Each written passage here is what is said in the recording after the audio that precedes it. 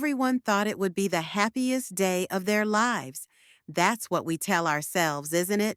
That weddings are magical, that love conquers all, that fairy tales exist in real life. We wrap ourselves in these beautiful lies because the truth, the raw, bleeding truth, is too much to bear. The sun was bright that morning, streaming through those ridiculous stained glass windows, like God Himself was blessing this union. The music was soft, playing those same tired melodies that every couple thinks will make their day special, and every smile in that hall, every single goddamn smile, carried a story of love, or what they thought was love. But what happened next, no one could have predicted. Because when you build your life on secrets, when you convince yourself that lies are kindness, when you let fear make your choices for you, everything comes crashing down eventually. And it always happens at the worst possible moment. Because on this day, the wedding day that changed everything, one truth shattered the silence and turned joy into tears. One moment of courage destroyed years of careful deception. One man's conscience finally broke free from the prison he'd built around it, and when it did, it took everyone's hearts with it. You want to know about pain? Real pain? It's not the sharp stab of a knife or the burn of betrayal. It's the slow, grinding realization that everything you thought you knew was wrong. It's watching someone you love discover that their entire world was built on quicksand. It's knowing that you could have prevented it all if you'd just been brave enough to speak up sooner. It began like any fairy tale. And isn't that the cruelest joke of all? The bride walked gracefully down the aisle, her dress whispering against the floor like secrets being shared. Her heart was racing toward the man she loved, or the man she thought she loved, or the man she desperately wanted to love. Because sometimes we love the idea of someone so hard that we forget to love the actual person underneath. Her dress cost more than most people make in a month. Imported silk, hand-sewn beads, a train that stretched behind her like the weight of everyone's expectations. Her mother had insisted on perfection, had demanded that every detail be flawless, had sacrificed everything to give her daughter this moment. And for what? For this elaborate performance, this beautiful lie wrapped in white satin and decorated with flowers that would be dead by morning. Friends watched with phones raised because nothing is real anymore unless we can post it online, unless we can show the world how happy we are, how perfect our lives look through a camera lens. They smiled and whispered about how beautiful she looked, how lucky she was, how this was what real love looked like. They had no idea they were documenting the destruction of everything she believed in. Mothers smiled through tears. Tears of joy, they thought. Tears of pride and happiness, and the bittersweet realization that their babies were all grown up. But those tears would taste different in just a few minutes. They would taste of salt and sorrow and the metallic tang of shattered dreams. And the groom, God, the groom, he couldn't stop shaking. Everyone assumed it was nerves, the normal anxiety that comes with making the biggest commitment of your life. They patted his shoulder and told him it was natural, that every man gets nervous on his wedding day, that it would pass once he saw his bride walking toward him. But they were wrong, so catastrophically, heartbreakingly wrong. He wasn't shaking from fear of marriage. He was shaking from the weight of what he was about to say, from the knowledge that in just a few minutes he was going to destroy everything, the wedding, the relationship, the carefully constructed facade they'd all been living behind. He was going to tear down the walls and let the truth come flooding in, and he knew that once he did, there would be no going back. You know what real courage looks like? It's not the Hollywood version, where the hero makes a grand gesture and everyone cheers. Real courage is ugly. It's messy. It's standing up when every fiber of your being is screaming at you to sit down and shut up and let the lie continue. It's choosing to hurt someone you love in order to save them from something worse. Just minutes before the ceremony, a message had reached him. Not a text, not an email, not some dramatic last-minute revelation delivered by a mysterious stranger. It was simpler than that, and somehow more devastating. It was his own conscience, finally breaking through years of rationalization and self-deception. It was the voice inside his head that he'd been silencing for months, maybe years, finally screaming loud enough that he couldn't ignore it anymore. A truth he could no longer hide. A truth that had been eating away at him like acid, burning through his carefully constructed defenses, leaving him raw and exposed and desperate for relief. He'd thought he could carry it forever, thought he could take it to his grave, thought he was protecting everyone by keeping it locked away inside himself. But secrets are like cancer. They start small, barely noticeable, easy to ignore. But they grow, they spread, they consume everything healthy around them until there's nothing left but the disease itself. And by the time you realize what's happening, by the time you understand the damage that's been done, it's almost always too late. Everyone believed this day would seal their love forever.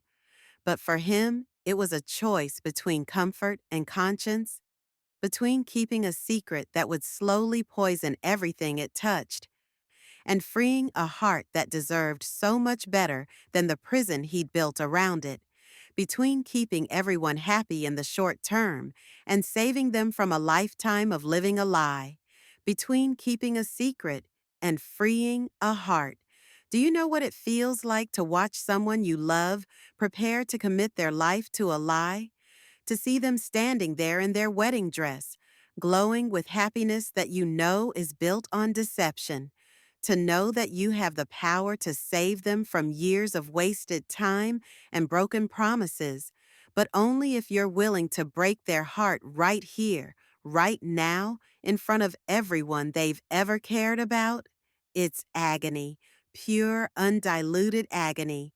It's wanting to run, to disappear, to find some way to make the problem go away without having to face it head on. It's praying for a miracle that you know isn't coming, hoping against hope that somehow the truth will reveal itself without you having to be the one to speak it. But miracles don't come to cowards, and he'd been a coward long enough. As the music faded, he took her hands and looked into her eyes. Those beautiful, trusting eyes that had looked at him with such love for so long. Eyes that were about to see him in a completely different light. Eyes that would never look at him the same way again. The hall went still. You could hear hearts beating, not metaphorically, but literally. 300 people holding their breath, waiting for the words that would make this union official, that would transform these two people from individuals into a married couple. The silence was heavy with expectation, thick with anticipation, pregnant with hope. You could hear the rustling of fabric as people shifted in their seats. You could hear someone's stomach growling in the back row. You could hear the soft whir of the air conditioning system and the distant sound of traffic outside. You could hear all of these tiny, meaningless sounds because the one sound that should have been filling the space, the words "I do," weren't coming. And then, in a trembling voice, he said, "Before I say I do, there's something everyone here needs to know." 10 words. 10 simple words that changed everything. 10 words that took a room full of joy and hope and twisted it into something else entirely.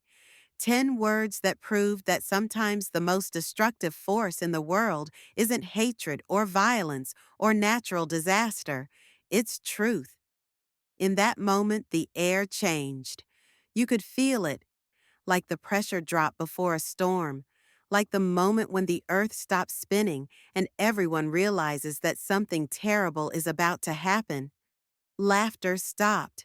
Not gradually, not politely, but all at once, as if someone had flipped a switch and drained all the happiness out of the room. Tears began. Not the happy tears they'd been shedding just moments before, but different tears. Confused tears. Fearful tears. Tears that carried the taste of dread and the salt of impending sorrow. What he revealed was not betrayal, but truth. Not the easy kind of truth that everyone wants to hear. Not the comfortable truth that makes people feel good about themselves and their choices. This was the hard truth, the kind that cuts like glass, the kind that forces you to question everything you thought you knew about your life. It was truth about sacrifice, love, and the kind of courage that tests the soul, the kind of courage that asks you to hurt someone in order to help them, the kind of courage that demands you choose between what's easy and what's right, between what feels good and what is good, a truth about sacrifice, because real love sometimes means giving up what you want most in order to give the other person what they need most. Real love sometimes means walking away, even when every cell in your body is screaming at you to stay. Real love sometimes means being the villain in someone else's story, so they can be the hero in their own. A truth about love. Real love. Not the Hollywood version or the greeting card version or the social media version. Love that's messy and complicated and sometimes cruel in its honesty. Love that demands more of you than you think you have to give. Love that asks you to be better than you are, braver than you feel, stronger than you ever imagined possible. And a truth about the kind of courage that tests the soul, the courage to stand up when everyone wants you to sit down, to speak when everyone wants you to be silent, to choose what's right over what's easy, even when it costs you everything. He had kept it hidden for months, this terrible, beautiful, necessary secret that had been slowly destroying him from the inside out. A decision he made to protect her from pain. Because isn't that what we tell ourselves? That we're keeping secrets to protect the people we love? That we're lying to spare their feelings? That we're choosing silence to keep them safe? But that's just another lie we tell ourselves to make the cowardice bearable. We don't keep secrets to protect other people. We keep secrets to protect ourselves. We lie because telling the truth is hard, because facing consequences is painful, because admitting we've been wrong requires a kind of humility that most of us aren't brave enough to embrace. For months, he'd watched her plan this wedding, had seen her excitement grow with each passing day, had listened to her talk about their future together with such hope and enthusiasm that it made his chest ache with guilt. For months, he'd participated in the charade, had smiled and nodded, and played the part of the eager bridegroom, while inside he was dying a little more each day. For months, he'd told himself that he was being kind, that he was sparing her the pain of the truth, that somehow he could make it work if he just tried hard enough, loved hard enough, pretended convincingly enough. But love built on secrets cannot stand. And he finally understood that. You can't build a marriage on a foundation of lies and expect it to last. You can't promise to love and honor someone while simultaneously deceiving them about who you really are. You can't vow to share your life with someone while keeping the most important parts of yourself hidden away in the darkness. Love built on secrets, he realized, cannot stand. Like a house built on sand, it might look solid from the outside, might seem stable for a while, But eventually, the tide comes in. Eventually, the storms arrive. Eventually, the foundation gives way, and everything comes crashing down. And when it does, the destruction is total. So instead of a perfect wedding, they chose an honest one. Instead of pretty lies wrapped in white satin and tied with silver ribbon, they chose ugly truth served raw and unfiltered. Instead of the fairy tale everyone expected, they chose reality. Messy, painful, complicated reality. And that honesty changed everything. The crowd cried, not from sadness, but from something deeper, something more profound and more meaningful than simple sorrow. They cried from respect because they had just witnessed something extraordinary. They cried from empathy because they recognized the courage it took to make that choice. They cried from awe because they had seen someone choose truth over comfort, honesty over happiness, integrity over ease. Because what they witnessed that day was not an ending. It was a beginning built on truth instead of lies, on honesty instead of deception, on courage instead of fear. It was the birth of something real in a world full of artificial things, something authentic in a culture obsessed with image, something genuine in a society built on pretense. They watched a man destroy his own happiness in order to preserve his integrity. They watched someone choose to hurt the person he loved most rather than allow her to waste her life on a lie. They watched courage in action, not the Hollywood version with swelling music and happy endings, but real courage that comes with a price, that demands sacrifice, that asks you to give up everything you want in order to do what's right. But let me tell you about the real pain, the kind that doesn't make it into the fairy tales or the romantic comedies or the inspirational stories people share on social media. Let me tell you about the pain that comes after the courage, after the truth-telling, after the dust settles and everyone goes home to their own lives and you're left alone with the consequences of your choices. The bride, God, the bride, stood there in her $1,000 dress with her carefully applied makeup running down her cheeks, trying to process what she'd just heard, trying to understand how the man she thought she knew, the man she was about to promise her life to, could be someone completely different, trying to reconcile the person she fell in love with and the stranger standing before her, telling her truths she never wanted to hear. Her mother, who had spent her life savings on this wedding, who had dreamed of this day since her daughter was born, who had planned every detail with such love and care, she was trying to understand how everything could fall apart so quickly, so completely, so publicly, how her daughter's happiest day had become her most humiliating one. The guests, who had taken time off work and bought new clothes and traveled from across the country to witness this celebration of love, they were trying to figure out what to do with their shock, their sympathy, their anger, their confusion. Some of them were thinking about their own marriages, their own secrets, their own moments of truth that they'd been avoiding.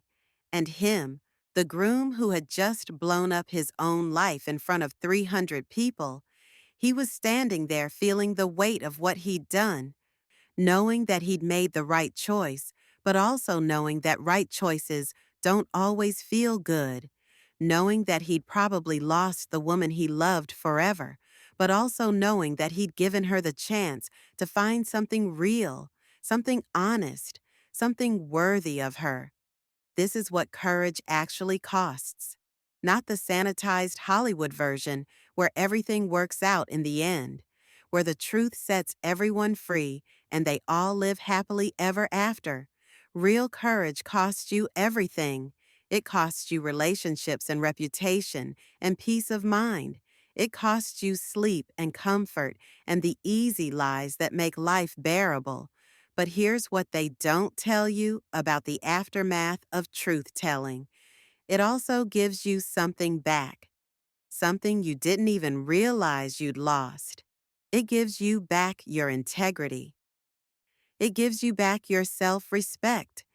It gives you back the ability to look at yourself in the mirror without flinching. Because living with secrets, living with lies, living with the knowledge that you're deceiving the people you claim to love, that's not really living at all. That's just existing, just going through the motions, just pretending to have a life while the real you withers away in hiding. The truth he revealed that day wasn't about infidelity or financial problems or family scandals, though any of those would have been easier to understand, easier to forgive, easier to work through. The truth was more fundamental than that, more devastating in its simplicity. He told her, told everyone, that he didn't love her the way she deserved to be loved, that he had been trying to convince himself that he did, that he had hoped his feelings would grow and deepen over time, that he had thought he could build a marriage on friendship and compatibility and shared goals instead of the kind of love that makes your heart race and your soul sing. He told her that she was wonderful, that she deserved everything good in the world, that any man would be lucky to have her, but that he wasn't that man, that he had realized, finally and irrevocably, that marrying her would be unfair to both of them, that she deserved to be someone's first choice, not their comfortable backup plan. He told her that he had been a coward, that he should have spoken up months ago when he first started having doubts, that he should never have let it get this far, that he was sorry, so desperately, completely sorry, for hurting her this way, for embarrassing her in front of everyone she cared about, for wasting her time and energy and love. But he also told her that he respected her too much to lie to her anymore, that he loved her too much, in his own insufficient way, to trap her in a marriage that would slowly drain the life out of both of them, that she was too extraordinary to settle for someone who couldn't appreciate her the way she deserved to be appreciated. And then he did something that no one expected. He asked for her forgiveness, not for the truth he'd just told, but for taking so long to tell it, not for loving her less than she deserved, but for pretending to love her more than he did, not for walking away, but for not walking away sooner. The silence that followed was different from the earlier silence. This wasn't anticipation or expectation. This was the silence of 300 people trying to process something they'd never seen before, something they didn't have words for, something that challenged everything they thought they knew about love and marriage and commitment. And then she spoke, the bride, still in her wedding dress, still holding her bouquet, still beautiful despite the tears and the running makeup and the shock written across her face. She looked at him, really looked at him, maybe for the first time in years, and she said something that no one in that room will ever forget. She said, "Thank you, thank you." Two words that contained more grace than anyone had a right to expect, more forgiveness than anyone deserved, more dignity than most people could summon in their best moments, let alone their worst ones. Thank you for being honest. Thank you for respecting me enough to tell me the truth. Thank you for not trapping me in a loveless marriage. Thank you for giving me the chance to find something real. Thank you for being brave enough to hurt me now, instead of slowly killing me over the course of decades. Thank you for showing me what real love looks like. Not the fairy tale version that promises happiness without struggle, but the grown-up version that sometimes requires sacrifice, that sometimes means letting go, that sometimes asks you to choose someone else's happiness over your own. And in that moment, something beautiful happened. Not the kind of beautiful that makes for good wedding photos or romantic movies, but the kind of beautiful that restores your faith in humanity, that reminds you that people are capable of grace even in their darkest moments, that proves love is bigger and more complicated and more generous than we usually allow it to be. The room began to change. The shock and anger and confusion didn't disappear, but they were joined by something else: recognition. Recognition that they had just witnessed something extraordinary, something rare, something that most people never get to see. They had seen two people choose truth over comfort, honesty over convenience, reality over fantasy. They had seen someone receive devastating news with grace and dignity. They had seen love expressed not through promises and vows and rings, but through the courage to let go when holding on would only cause more pain. But let me be clear about something. This wasn't a happy ending. There are no happy endings in real life, only new beginnings, and new beginnings are always messy and uncertain and painful. The bride went home that night and cried until she had no tears left. The groom went home and wondered if he'd made the biggest mistake of his life. Both families went home and tried to figure out how to explain what had happened to the relatives who couldn't make it to the wedding. The pain didn't magically disappear because they'd chosen truth over lies. If anything, it got worse before it got better.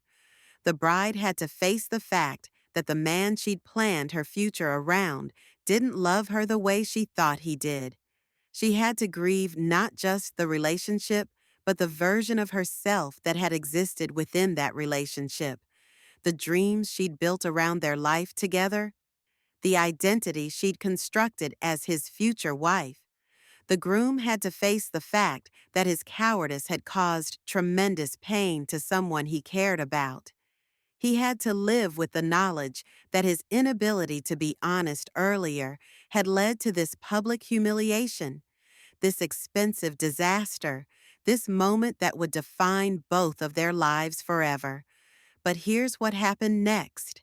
In the days and weeks and months that followed, the bride, freed from a relationship that was slowly suffocating her without her even realizing it, began to remember who she was outside of that partnership.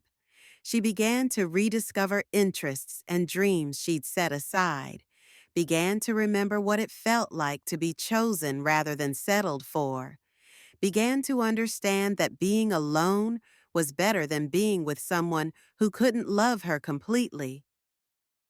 The groom, forced to confront his own patterns of avoidance and people-pleasing, began the hard work of figuring out why he'd been so afraid to be honest, why he'd been willing to sacrifice both of their happiness to avoid a difficult conversation, why he'd thought he could build a life on a foundation he knew was cracked. And slowly, painfully, gradually, they both began to heal. Not together. They barely spoke after that day, and when they did, it was stilted and awkward and full of the weight of what had happened between them. But separately, individually, they began to put their lives back together in ways that were more honest, more authentic, more true to who they really were. She eventually met someone who loved her the way she deserved to be loved, completely, enthusiastically, without reservation or doubt. Someone who couldn't imagine being with anyone else, who considered himself the luckiest man alive just to be in her presence, who made her feel like the extraordinary woman she'd always been but had forgotten she was. He eventually learned to be honest from the beginning, to speak up when something didn't feel right, to choose temporary discomfort over long-term deception. He learned that real kindness sometimes looks cruel, that real love sometimes requires saying no, that real courage is daily choice rather than a single dramatic gesture. But that's all in the future, and futures are uncertain things, full of possibilities that may or may not come to pass. What matters is what happened in that moment, in that church, on that day when someone chose truth over comfort and changed everything for everyone who witnessed it. Sometimes, the most beautiful stories are born from broken moments, not the sanitized beauty of fairy tales or romance novels, where everything works out perfectly and everyone gets what they want, but the raw, complicated beauty of real life, where people make impossible choices and live with the consequences, where love is messy and painful and sometimes requires letting go. That wedding became a symbol, not of failure or heartbreak or humiliation, but of real love, raw truth, and the courage to stand by what's right, even when it hurts, even when it costs you everything, even when everyone thinks you're crazy for throwing away something that looks so perfect from the outside. The people who were there that day still talk about it, not in hushed, embarrassed tones, but with a kind of awe, a recognition that they witnessed something important, something that challenged their assumptions about love and marriage and commitment. They tell the story to their friends, their families, their own children when they're old enough to understand it, and the story changes each time it's told, the way all important stories do. Some versions focus on the bride's grace, others on the groom's courage. Some emphasize the pain, others the beauty of what happened. But all versions carry the same essential truth, that real love sometimes means letting go, that honesty is more important than happiness, that courage is always, always worth it, even when it destroys everything you thought you wanted. If you've ever believed that love can survive anything, then you understand why this story matters, because it proves that real love, the kind that's worth having, worth fighting for, worth building a life around, can survive anything, including the truth. In fact, it can only survive if it's built on truth. The fairy tale version of love promises that everything will work out if you just believe hard enough, want it badly enough, try hard enough. But that's not love. That's wishful thinking. Real love is stronger than that, more demanding than that, more generous than that. Real love says, I want you to be happy, even if that happiness doesn't include me. Real love says, I will tell you the truth, even if it hurts us both. Real love says, I will let you go if that's what's best for you, even if it breaks my heart. That's what happened in that church on that day that changed everything. Not a fairy tale love story, but something better, a real love story, with all the pain and beauty and complicated truth that real love requires.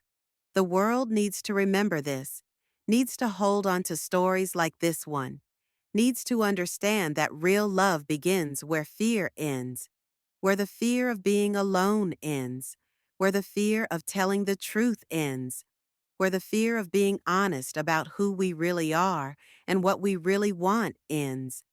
Because until we're brave enough to face those fears, until we're willing to choose truth over comfort and honesty over convenience, until we're ready to love people as they are rather than as we want them to be, we're not really loving at all.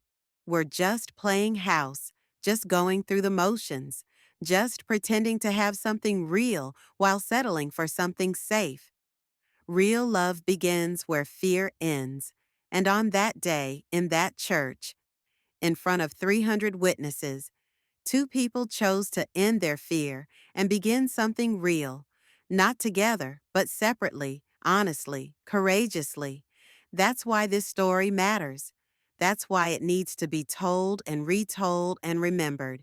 Because in a world full of fake love and comfortable lies and relationships built on avoiding difficult conversations, we need to remember what real love looks like, even when it hurts, especially when it hurts. Because real love, the kind that's worth having, always, always begins where fear ends. And that's where this story ends too. Not with a wedding, not with promises that may or may not be kept, not with happy ever after, but with the end of fear and the beginning of truth, which is the only place where real love can grow, the only place where any of us can really begin to live.